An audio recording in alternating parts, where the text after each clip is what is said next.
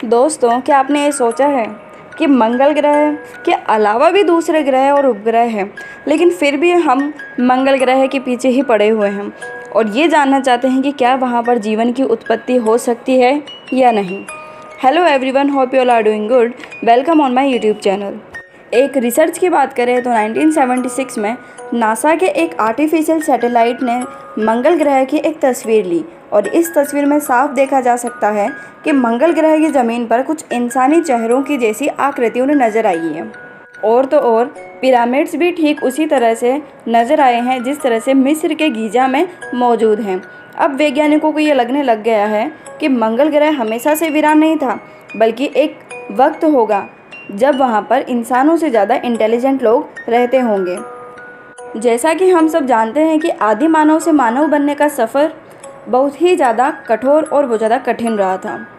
ऐसे में मानव बहुत ज़्यादा इंटेलिजेंट हो गया है। हमसे बड़ा इंटेलिजेंट क्रीचर इस पृथ्वी पर नहीं है और ये सब तरक्की जुड़ी हुई है विज्ञान से।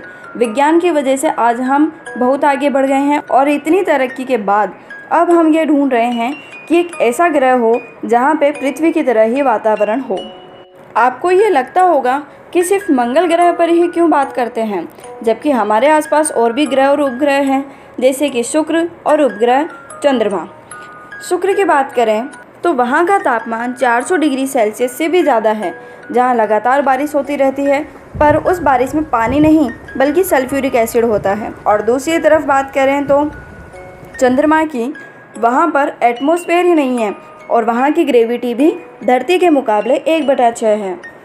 और अगर मंगल ग्रह की बात करें तो वहाँ का वातावरण अधिक अनुकूल तो नहीं है, पर उसे बनाया जा सकता है। और अगर हम ये सोच रहे हैं कि आज प्लॉट लेते हैं और कल वहाँ पे घर बना लेते हैं, तो ये इतना आसान नहीं है जितना कि हमने सोचा है। एक बंजर ज़मीन पर पेड़ पौधे उगाना, फिर वहाँ के वातावरण में ढलना बहुत ही मुश्किल है, पर हम इंटेलिजेंट क्रीचर हैं तो ये भी मुमकिन हो ही जाएगा कुछ आने वाले सालों में।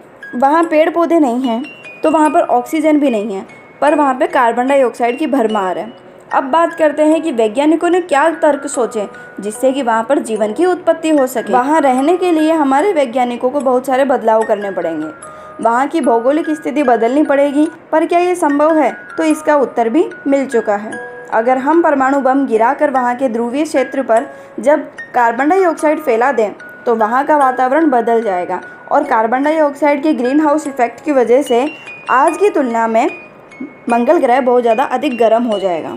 जैसे जैसे ग्रह गर्म होगा वैसे वैसे ही इसकी मैग्नेटिक एनर्जी वापस आ जाएगी, यानी कि वहाँ का गुरुत्वाकर्षण बल बढ़ने लगेगा। इसके बाद कुछ बैक्टीरिया और शैवाल आदि को मंगल ग्रह पर भेजा जा सकता है, जो कि वहाँ के वातावरण से CO2 को लेकर ऑक्सीजन बनाने में मदद करेंगे और जौ और केंचुओं से मिट्टी को उपजाऊ बनाया जा सकता है। पानी की बात करें तो पानी के लिए उल्का का टकराना बहुत ज़्यादा ज़रूरी है, क्योंकि हमारी पृथ्वी पर आज जो कुछ भी है वो सब उल्का पिंड के टकराने की वजह से ही है। जानकारी अच्छी लगी हो तो like, share and subscribe my channel. Thank you so much.